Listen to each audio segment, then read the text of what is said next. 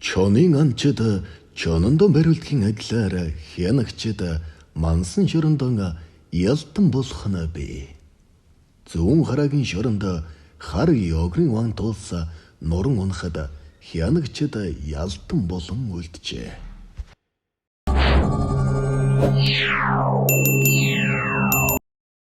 1982 онд сайд нарын зөвлөлийн тогтоолоор зүүн харагийн шорон чанга тэглэмтэй хорих болж анхны хоригдлуудыг Мантин чангаас авч ирсэн байлээ. Анх зүүн харагийн шоронг 1937 онд лам нарын хураагдсан хөрөнгөөр байгуулж хоригдлуудыг мод банцлах ажиллаар хангаж байсан түүхтэй. Мантин хорих ангиас 3-аас дээш жилдээ хүнд гарууд ачигдан ирсэн бөгөөд шаараж хожид хошуучд дэмбэрэл харагийн шоронгийн харуул хамгаалалт эрхэлсэн урлагчоор ажиллаж байлаа. 1000 гаруй хоригдол цуглаж гөлөөн цэрэн дундаг даниган дэмбэрэл банзрагчин Жимбат гоох даваа суран цэвлийн ваанчиг жамба шулга сандаг өндөгөгийн хүрлээ сохор өнөө цэрэн чимэд орос толгой жоожил суран бацан төмөр баатар 120 мянгатын күүс цогоо групп болдоо кодогийн инх баяр энхват 220-ын бямбром чолооны одхүү ардын багш лавг суран баасны харал авга 40 мянгатын мангарын ариун болд дарахны салаа толгойд зогцайхан алдарт шивэг хочид боён дэлгэр хазгар юндан шаравын бор хүү ков инх төвшин Улаанбаатар хотын дарга итгэл мангаш дарахны хорвоо үлзий баатар төмөр замын шар инхват гахаа үлзий хишиг бадмын чулуун баатар 120 мянгатын тонтог бат болд тууба алтан тулга овсын хар тулга гээд халахталэр алдартай Улаанбаашингийн болоод нэн шинэ үеийн гээгдэх 1950-аас 2000 оны хулгарууд зүүн харагийн босгоор алхаад гарсан түүхтэй. Эдгээр нөхөд зүүн харагийн чанга хэмээх шоронгийн түүхийг бүтээсэн билээ. Нэн шинэ болоод 1950-аас 2009 оны эрт цагийн хулгаруудын талаар дараагийн уншилтандан та бүхэндээ хүргэх бодол бий. 1982 онд генерал Содном өөрийн биеэр шинээр байгуулагдсан чангын шоронтой танилцж хоригдлуудаа энхри хайртай нам төрөн бодож сайн ажиллаарай. Ажлын хоногт гар татахгүй. Монгол улсад соц нийгмийн бүтээн босгоход та бүхний гар бие оролцоо ээх хэрэгтэй. Хамгийн гол нь төлөвлөгөөгөө нормод агуулan биелүүлцгээ хэмээн сурчин хүрээсэн нь хорихын ажилтны хүнд яргалах сэтлийг өгсөн юм да. 3 илжээр битүү цан хурс авсуулан мод хөрөөдөх, буулгах, заглах, банцлах ажил хийлэгдэг байлаа. Дөнгөж 8 дугаар анги төгссөн зүүн харагийн хүүхдүүдээр хянагч хийлгэж төрийн нэрээр хүн яргалуулах их аян явагдаж эхэлсэн нэ. Тэдгээрийн нэг бол Эхогийн гамба хэмээх залуу харуулын баг дарга боллоо.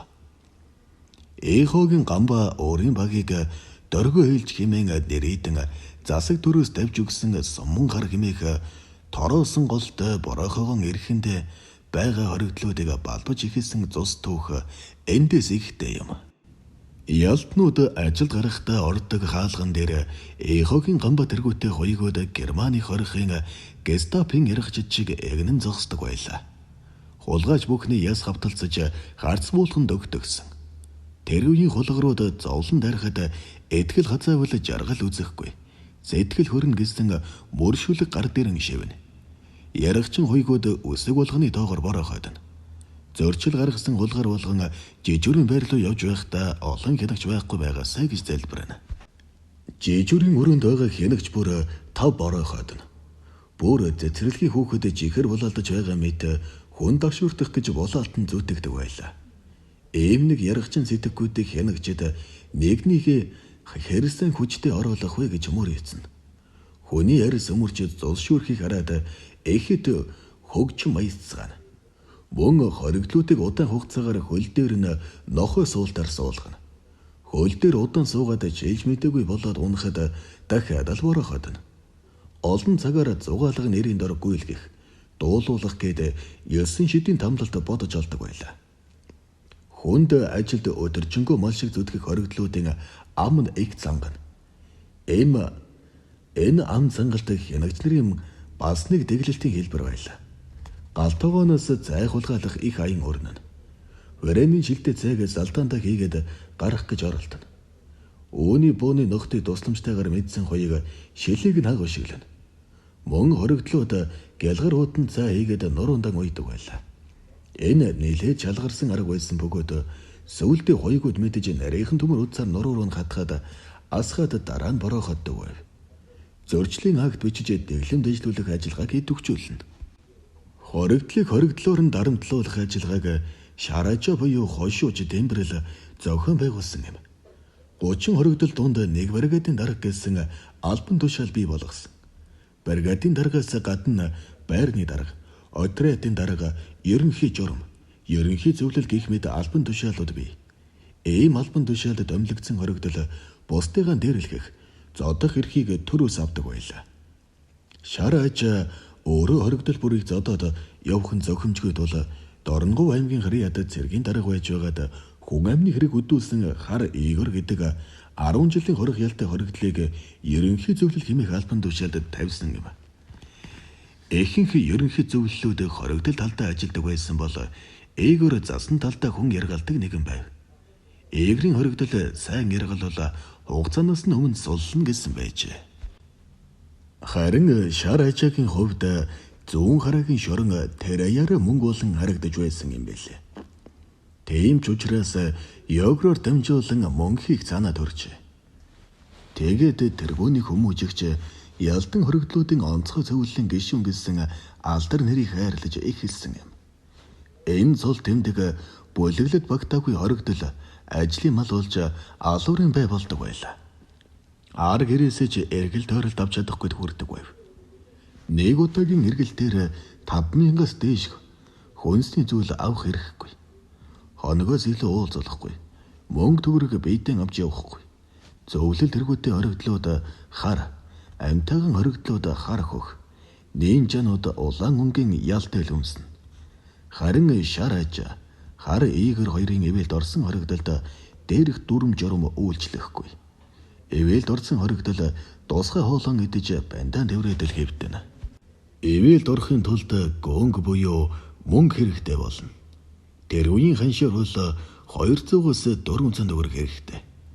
Доод тал нь 100 төгрөг. Энэ мөнгө хар Йогороор дамжаад Шараажагийн харванд жигэлдэн орно. Зөвлөл журам болсон хоригдол болгон зар бүр дадвар төлнө. Залангаас гадуурх орлого гэж үүнийг л хэлдэг байх. Шараажа үүнд сэтгэл нь ханасангүй. Өөрийн зэргүүдээр нэг ширхэг нормын талах 2 төгрөг, 8% хуудасва буюу цовин 25 төгрөг, 1 кг сахар 10 төгрөгөөр дамлуулан зардаг байлаа. Шараажа маш нууц төвшөнд байх өгөөд зөвхөн хар Игортой л харьцсан. Зүүн хараагийн шоронд дарамт, шахалт гаарч, засангийн хэвэлд орсон хулгайч нар бусдыгаа яргалан дарчлаж мөнгө төгрөг олохын тулд юу ч хийхээс буцдаггүй байлаа. Энэ байдлын тухай онцгой хэрэг хариуцсан прокурор Ил Одхон баяр үнэр авсан байлаа. Тэрээр сурсан цангаар гөх гочид Мадагийн Бацуу гэдэг хоригдлыг ганцуудгаас бэлдэн зүүн хараагийн шоронгоо дийлгэлээ. Мэдээлэгч очингуудаа л хорихын гал тогоонд тоогож болжээ. Насаар шорон сууж байгаа хулгайч нарт олддоггүй ажил байж. Тусгай даалгавар авсан Бацуух Шараажа Игор тэргүүтээ хоригдлуудын тухай мэдээлэл шаргуу зөглөөж байв. 1000 гаруй хулгайчийн хармааг өдөр болгон сэгсэрч байгаа судлаар нь аль хэдийн орсон байлаа. Хэрвээ тэр мэдэгдэх юм бол нүдэрэмхийн зуур бодон хөдлөлөх байсан юм. Прокурор Ил Одхон баярын ганц аимшигтай гавьяа бол төрийн нэр барьж ялтан зоддог хоёгуудыг номхруулж чадсан явдал байсан юм. Энэхүү мөнгөний машин өдөр шөнөгүй ажиллаж байх цаг үед буюу 1987 онд Майнтаас хадны хар хочид хоригдол хар Игорийн ван тулсад хурж иржээ. 70 нөхөс улсан дээлтэй жаргарсан цаатан үгэн байлаа. Хөвсгөл аймагта хүн амны хэрэг үйлдсэн үгэн байв. Майнтын хориход өөрийг нь гоочилсан эмч хүүхнийг жилийн нэгийг гаргаж жалахын нэг хаяарэ гэж хараасан юмсанч. Гэтэл тэр эмч хүүхэн жилдээ 2 шахам жирэмслээд хүүхэд нь зулбдаг байснаа хадны хартай холбон ярдгаас үүдэн зүүн харахын хорих руу илгээж бөөгийн харалж чадхаас холдсон байлаа. Хадны хар аялагтай хэлээр ярьж далхайн усанд буцалгаж уудаг жир биш өвгөн байв. Харин өөрийгөө хар зэргийн хаан гэж ойлгодог хар ийгэр хадны харыг байнга шоглож энэ муу эсэргүү өвгний ясыг бариулна гэдэг байлаа. Өвгөн би 60 гарсан хэдий ч хар ёгроос аваад төрүүлж өгөхгүй. Энэ дарангуулагчийг илгээрээ бөөлж өгөхийг харна гэж хараана. Хачин сонин хэлээр хараадаг байлаа. Энэ үед мэдээлэгчийг хожид Батсөх бүх баримтаа прокурор Элодхон баярт өгч амжлаа. Шараж хошууж дэмбэрэл ганц удгийн тийш марчлав. Харин хар игрийн бие гинэд муудаж хорихын эмнэлэгт хэвджээ. Төөний хэвдсэн өрөөний зонхоор хадны хар хожид өвгөн байн харна. Өвгөн инээмсэглэж байхад хар игэр гэдэг орогдол элгэрийн бөөлжин нас уржээ. Хадны хар нэгэн элгэн ууд барин явуулсан бөгөөд нөгөө муу дарангуулагчийн манаа сүнс байгаа юм. Би бариад авсан гэд шүдгүй хамаа тултал инээгээд явдаг болсон байна. Хөрөн дуу хэрийн дуунаас өөр юм сонсогддоггүй зүүн харагийн шоронгоос асар их мөнгө олсон хошууж дэмбэрэл 6 жилийн ялавч багнуурын хориход ажигдан очиод мод саалагч болсон түүхтэй байлаа. Прокурор Элодхон баяр зүүн харагийн шоронд томоохон шалгалт оруулсны баянаар суман хар хэмээх бороохойг хоригдсан юм. Хар игрийн вантус норон унсны дараа улсын ночин Д1-дэл хоригдлуудын дэмжлэгтэйгээр зөвлөл болж хулгайч нарын нөрөөг багчуулуу амс хийлгсэн юм. Тэрбээр хоригдлуудынхаа тал зогсдог хулгар байсан бөгөөд 13 жилиг хар гэрт өнгөрөөгөөгүй бол улсын зан хэмээх цол ойрхон байсан гэж дархан авраг хээ баян мөнхгүй нэгэнтэн өгүүлсэн байдаг байлаа. Мөн Монгол улсын авраг Хадбаатар улсын начин Мэнгэт хэмээх заримдаш нарын бүхийн сорволсон эрчүүд зүүн харагийн шоронд ял эдэлж байлаа. Олон тооны боловсрол байхдаа ярахчин хинэгчэд хүн амны хэрэгээр шоронгийн халгадсан түүхтэй юм. Ер нь хулгайч нарын үйл тамиг үзэж байсан Эхогийн гамбаа тэргүүтэг хянагчид эргээд шоронтон ордог уучрж янцсантай байжээ. Олон чон алсны хүн чонондоо бариулдгийн үучээр ийм ажгүй. Заасанд дандаа хүний ядгууд байдаг гэвэл том эндүр болно. Сайхан сэтгэлтэй хүнээр хүн хийдэг засангийн дарга ажилчид цөөнгүй. Тэднээс дурдвал зүүн хараа өндөр хааны шоронд ажиллаж байсан дэд хуранда дэ амглан авдрантад ажиллаж байсан дэд хуранда ган болд тоосгоны чангад ажиллаж байгаа инх төвшин гээд сайн дарга нар олон бий. Байсан гэж байгаагийн учир гэвэл зарим нь бурхан болж зарим нь хаанигтай ажилдаг гинлээ. Овгор хянагч даваад уржийг энэ дурдах нь зөв болов. Түүнийг мангаруулан гэж хоригдлууд гочлоо. Хамгийн гол нь даваад урж ядарсан хоригдолд сайн задарсанд нь чангардаг гэр байлаа. Ямар сайнда гамбир хараагийн ганган улаан гайгүй хулгаруудын эрлэг улаан хэмээн хожилдог байх вэ. Хар игэр тэргүүтээ хулгайчуудыг жинхэнэ жижигрүүлдэг гар байлаа. Тэрбээр та нар адилхан л хоригдлууд нэгнээсээ илүү ирэх мэдэл эдлээд нэгийг нь дарамтлаад байхгүй шүү гэдэл ханхалддаг нэгэн байв. Зүүн хараа өдөр шөнөгүй мод зүсэж банц хийн. Нэг удаа мөн хоёр гэдэг хоригдол өрөөндөө хэвдэж байлаа. Даваад урж түүний бие таар байгааг хараад л мэдэж. Хөөе, чиний бие яагаа вэ? Царай чинь нэг л биш байна гэхэд мөн хоёр өчигдөр банц зүсэж байтал ээлжи мастер пөрөвдөрж ажиллаар шахаж яарч байгаад хөрөнд гидсээ харуулсан. Гэтэл пөрөвдөрж битгий баашлаад бай. Банц хурдан захлахгүй бол чинь сахилахад хийнэ гэж загнаад. Ангийн багэмч чулуунд үзүүлсэн чинь муу ялтан битгий баашлаад. Нэг муу хотоос гидс рүү чинь зохиол үсттэй гэж загнасан. Тэгэхэд байрамдан ирээд хэвдсэн чинь хянагчд орж ирээд тоон суусангүй гэж бороходлоо. Парны халуун ус уусан чинь огиулаад гаргачихлаа гэсэн байна. Мангар улаан хожид ирээ Энэ залуу хэдийгээр ялтанч гэлээ Монгол улсын үндсэн хуулиар оногдсон амьд явах эрхтэй хүн шүү. Хорихын ажилтнууд өөрсдийгөө юу гэж бодод байгаа юм бэ? Энэ хоригдлууд байгаагүй бол ингэж галзуурах гэж үгээд мөн хоёрыг тэврээд гарсан байна. Тэгээд дэслэгч солтой эмчээ дэлгэрмаагийн өрөөнд орон энэ залуугийн бие нэг л зөөртэй байна. Хугацаа алдаж байх шиг байна. Ингэж хэвдэх бааштай нэгэн биш. Хүний амнаас үнтэй банз гэж байхгүй гэсэн байна. Эмч үзээд гэдсэн дотроо тасарсан болохыг хэлсэн байна. Мангар улаан хожид хянагч даваад орж дарга нартайгаа уулзсан хоригдлыг зүүн хараагийн эмнэлэгт хэвтүүлэх зөвшөөрөл аваад за мөн хоёр дийсэн шүүгээд үүрээд гарчээ. Оройхон хэрд мангар улаан гонигтой орж ирээд хоригдлуудад тойруулан суулгаад за залуусаа сонсож бай. Мөн хоёр маань нарны эмнэлэгт очиод шууд хагалгаанд орох боллоо. Би өргөд орон дээр нь давих гэтэл мөн хоёр зүгээрээ дарга. Би удахгүй идгээд эмнэлгээс гарна гэд хаалганы орон дээр өөрөө гарсан. Тэгээд мэс засал хийсэн эмч мөн хоёрын дэсвэр дэвчээрийг үнэхээр магтаж байсан. Эмч үнэхээр Павел Горгачи шиг дэвчээртэй залуу юм. Гэдсэн дотроо хэд хэдэн газар хагараад өдгөн шингэнтэйгээ ойлолцчихсан байлаа. Бид чадлынхаа хэрээр ойсон ч цус их алдаад гэдсэн өмхөрч гисэн болохоор мэс заслаа даасангүй. Мэс засал хийж байхад ганц ч яа гэсэнгүй дээ.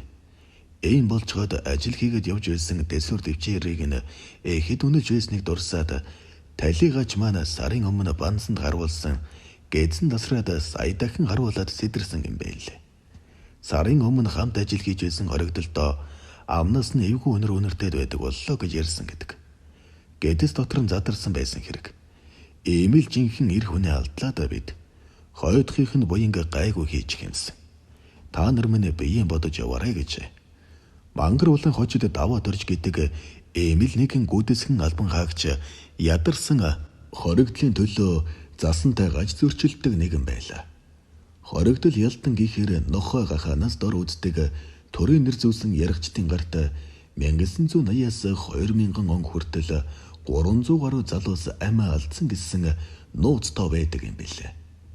Ээж авийнхын өрөөс гараагүй шахүй байж архиугаад хүлчүүрч яваа залуус дүүнэр мань зөв сэтгэлгээтэй зөөлөн аялагтай байхгүй бол зүүн хараагийн хорих та нарыг хүлээж байна шүү. Зүүн хараагийн чангаас бичвэр болгох нь